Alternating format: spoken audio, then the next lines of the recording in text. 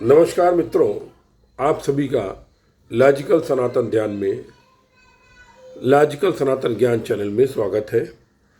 अपने जीवन की आत्मकथा को आगे बढ़ाते हुए मैंने पिछले अंक में बताया आपको कि मैंने जब बीआरसी ज्वाइन कर लिया। मित्रों, एक बात मैं कहना चाहता हूँ, देश के सभी युवाओं से इंजीनियर को निवेदन करना चाहता हूँ कि भाभा परमाणु अनुसंधान केंद्र जैसा संस्थान, अब दुनिया तो पूरी देखी नहीं मैंने, लेकिन इसकी तरीके से कोई संस्थान शायद नहीं है, भारत में तो नहीं है।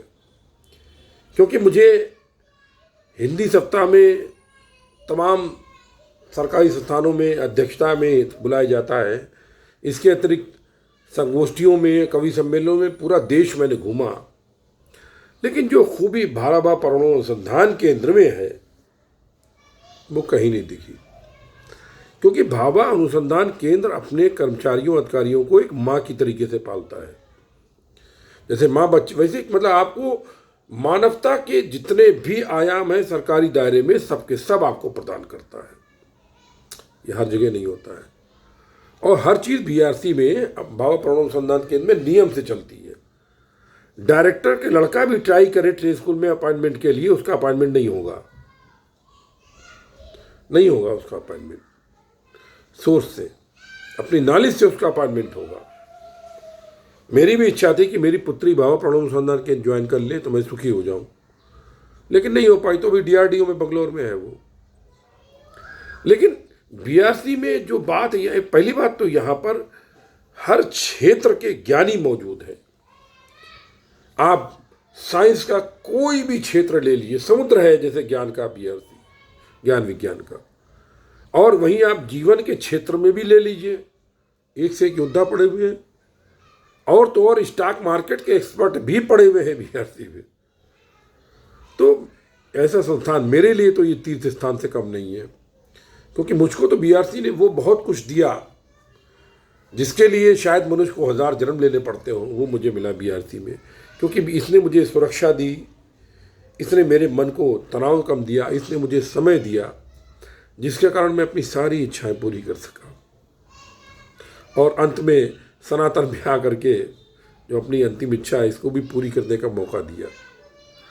मैं तो भाभा परमाणु अनुसंधान के नमन करता हूँ और युवा इंजीनियर और साइंटिस्ट वैज्ञानिकों से कहना चाहता हूँ, यदि तुम भाभा परमाणु अनुसंधान केंद्र में सुखी नहीं हो तो दुनिया में कहीं भी सुखी नहीं रह सकते हो।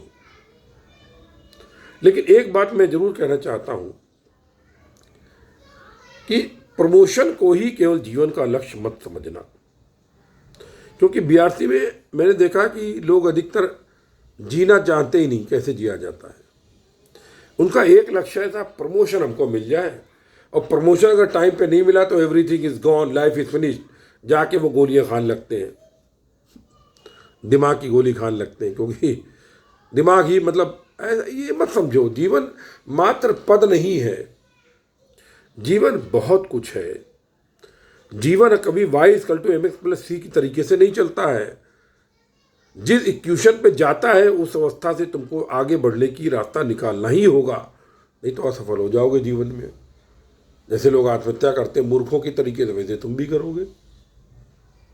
इसलिए आप बीआरसी में यदि आप केवल अपने कर्म पर ध्यान दीजिए और कानून के दायरे में जो करना हो कीजिए, कानून के बाहर ना जाइए। क्योंकि वहाँ पर कानून का जो तोड़ता है उस पर बहुत सख्ती है, लेकिन लीनियंट है बहुत, लेकिन फिर भी कानून के दायरे के बाहर कोई बर्दाश्त नहीं करेगा। जैसे कि आप मीडिया में जाके अनर्गल प्रलाप कीजिए, बीआरसी को बदनाम करना, वो नहीं चलेगा। वो आपको बहुत प्रोटेक्ट करते हैं, बहुत बचाते हैं, लेकिन अपनी बदनामी कोई भी संस्थान बर्दाश्त नहीं करेगा। वो बीआरसी भी नहीं करता, इससे बुरी बात नहीं है। तो आप कभी बीआरसी के बाहर बुराई ना करें। क्योंकि यदि कहीं पर कुछ गंदगी आपको दिखती है, देखिए कितना भी सुंदर बाग हो, बगीचा हो, खरपतवार आपको दिखे जाएंगे, वही बीआरसी है। बहुत अच्छी जगह है, बहुत अच्छे लोग हैं, दिल के साफ सुंदर लोग हैं, बहुत कोऑपरेटिव लोग हैं।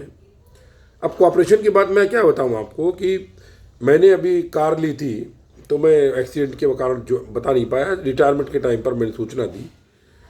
तो एक प्लेन पेपर दे दी थी, तो वहाँ से आया कि सर इसका PT1 फॉर्म होता है, उसमें भरिए आप। मैंने कहा वो मिल नहीं रहा है, तो उसने भेजा, फिर बोला सर आप इसको साइन करके भेज दीजिए बस, और बाकी डिटेल वो खुद भरेगा। मतलब कितना कोऑपरेशन, कि मैं तो अभिभूत हूँ BRC के कोऑपरेशन से। और इसीलिए मैं कहता हूँ कि यदि तुम कानून के दायरे में रह करके BRC में रहना चाहते हो तो बहुत कुछ प्राप्त कर सकते हो, लेकिन एक बात याद रखो, 5 उंगली बराबर नहीं होती हैं, कोई बड़ी कोई छोटी। उसी तरीके से हर आदमी डायरेक्टर नहीं बनता है, ऊपर नहीं जाता है। उसके लिए, प्रमोशन के लिए बहुत सारे फैक्टर होते हैं। कुछ लोग उन प्रमोशन के लिए अपनी रीढ़ की हड्डी को तोड़ करके देते हैं और जीवन के मूल्यों से समझौता करने लगते हैं, वो लोग भी मिल जाएंगे। लेकिन इसमें संस्थान का कोई दोष नहीं है, इसमें दोष व्यक्ति का है, क्योंकि संस्थान तो अपने बाहें फैलाए खड़ा हुआ है माँ की तरीके से। और कोई इसमें अगर दुष्ट प्रवृत्ति भी आ जाए उसको भी गले लगा लेता है। वो बाद में भले ही धक्का मार देकर पकड़ा जाए, लेकिन पकड़े नहीं जाते लोग।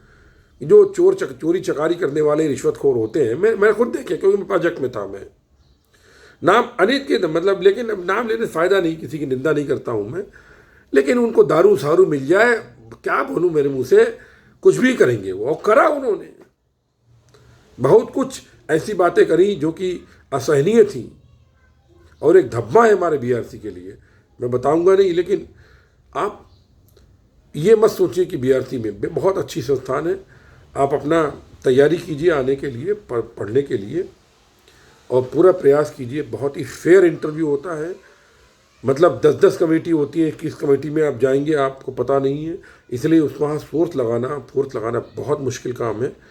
आपका लगन कैसी है, आपका प्रारब्ध क्या है, तभी आप BRC में नौकरी पा पाएंगे, DM नौकरी पा पाएंगे।